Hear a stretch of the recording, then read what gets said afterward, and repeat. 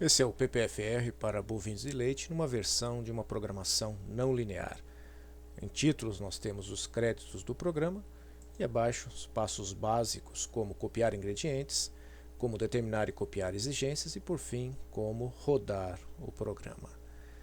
Aqui nós podemos ver na próxima janela, ingredientes, o espaço disponibilizado para a sua formulação, onde você poderá estar incorporando ou substituindo os alimentos. Abaixo, a tabela do NRC completa de 2001. Observe então toda a tabela aqui do NRC, adaptada, e logo em seguida as tabelas de Viçosos. Por qual razão adaptadas? Que nós trabalhamos em quilos e em gramas, e isso dá uma condição de formulação muito boa, dando um diferencial em relação ao percentual. O que você tem que fazer? Você tem que escolher um dos alimentos que você queira substituir ou incorporar. Eu vou escolher aqui o milho, dou um copiar em toda essa linha e simplesmente ou acho uma linha livre ou sobreponho um dos alimentos que eu queira substituir. Vamos colocar aqui a própria silagem de milho que foi selecionada, dou aqui um colar. É claro que há necessidade de você atualizar o custo desse produto por quilo, então vamos dizer que esteja saindo a 7 centavos o quilo dessa silagem. Feito isso, nós temos aí a nossa planilha já em condições de rodar. Próxima etapa, nutrientes. Aqui você escolhe qual a categoria de animal para qual você quer fazer essa formulação. Vamos dizer aqui, vamos pegar um animal de 400 quilos produzindo 10 litros de leite. Você seleciona na íntegra essa coluna, dá um copiar, atualiza aqui essa recomendação, bastando dar um colar. Automaticamente, então, já é feito isso. Observe também que até houve alteração no máximo aqui da proteína degradada no rumen na forma de nitrogênio não proteico.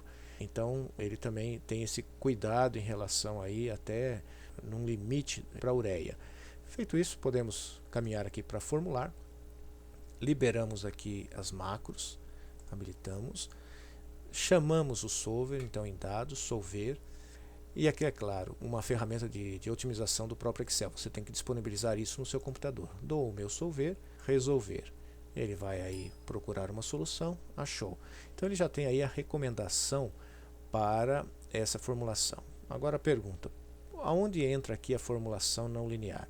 Observe que o critério aqui é a proteína degradada no rumen. Esse valor ele se altera a cada formulação. Onde está isso? Está exatamente aqui.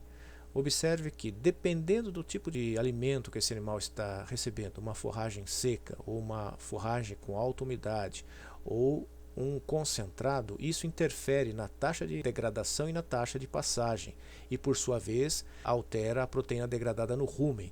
E também, além dessa interferência do próprio alimento, você também tem a capacidade de ingestão de matéria seca e o peso do animal. Tudo isso ele vai acabar favorecendo ou não essa taxa de passagem. Então nós temos aqui as fórmulas, segundo o NRC 2001, para cada um desses materiais. E no caso aí, para forragens secas, forragens úmidas e, no caso, para concentrados. Então o programa leva em consideração o que eu denomino aqui esse malabarismo nutricional, que envolve o peso do animal, a ingestão de matéria seca e o tipo, o que caracteriza esse alimento, e é claro, isso alterando completamente esses valores. Então, para cada formulação, no momento que você tem alteração da ingestão de matéria seca, ele faz esse recálculo desses valores e volta novamente a gerar uma nova ração. Então, o único programa que tem condições de envolver esse conjunto de formulação é apenas a formulação não linear. Então, aqui justificando o porquê desse princípio de formulação. Aqui nós temos então a especificação da ração mais detalhada. Vocês podem ter uma visualização mais prática através dos gráficos. Então aqui nós observamos que todos eles tendem a 100, porque é uma formulação de custo mínimo. Ele vai tentar, dentro do possível, fazer para que todos os valores possam ser o mais ajustado possível, isso é claro, em 100%. Saindo aqui um pouco o ferro, é um dente que nos chama a atenção. Isso nós podemos até dar uma olhadinha aqui em ingredientes.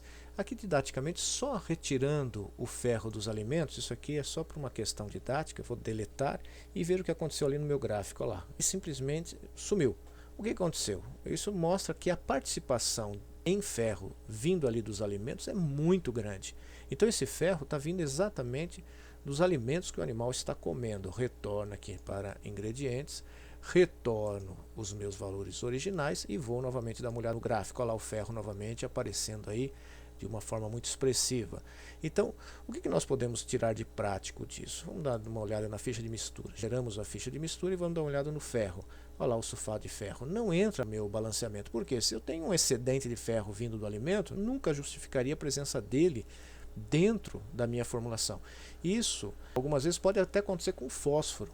Então não estranhem vocês aí, algumas vezes, esse tipo de situação. Então por isso há necessidade de conhecimento de anatomia, fisiologia, nutrição, bioquímica, para que nós possamos realmente estar checando e justificando o que está acontecendo na ração. Então para isso nós indicamos esse programa para zootecnistas, médicos veterinários e agrônomos.